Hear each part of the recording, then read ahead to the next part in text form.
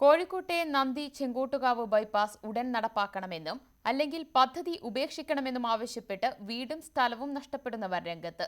3 പതിറ്റാണ്ടായി അനുഭവിക്കുന്ന ദുരിതത്തിന് പരിഹാരം കാണണമെന്നാണ് ഇവരുടെ ആവശ്യം.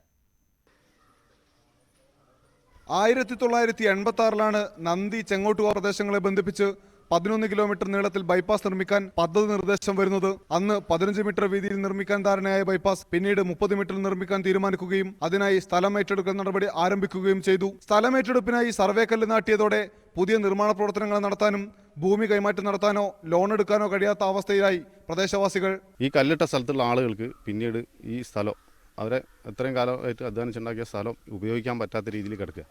അതായത് ഉള്ള വീട് നശിച്ചുകൊണ്ടിരിക്കുകയാണ്. അത് പുതുക്കി പണിയാനോ അല്ലെങ്കിൽ അവിടെ പുതിയത് എടുക്കാനൊന്നും കോർപ്പറേഷനോ അല്ലെങ്കിൽ മുനിസിപ്പാലിറ്റി ഒന്നും പെർമിഷൻ കൊടുക്കുന്നില്ല.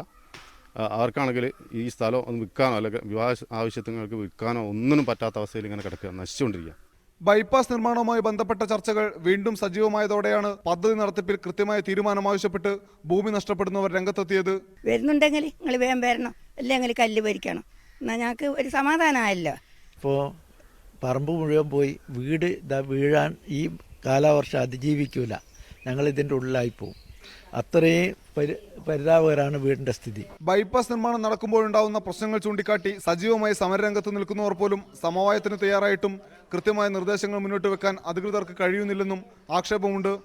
മെനഞ്ഞാന്ന് ഇവിടെ അളക്കാൻ വന്നപ്പോൾ ഞങ്ങൾ അവരോട് ചോദിച്ച്, അല്ല അളക്കുന്ന നിങ്ങളുടെ എന്തെങ്കിലും ഡോക്യുമെൻറ്റ്സ് ഉണ്ടോ? ഒരു ഡോക്യുമെൻറ്റ്സ് ഇല്ല. ഞങ്ങളുടെ മോളോട് അതോറിറ്റിന് ഉത്തരവ് അത് അളക്കാനാണ് പറഞ്ഞത്.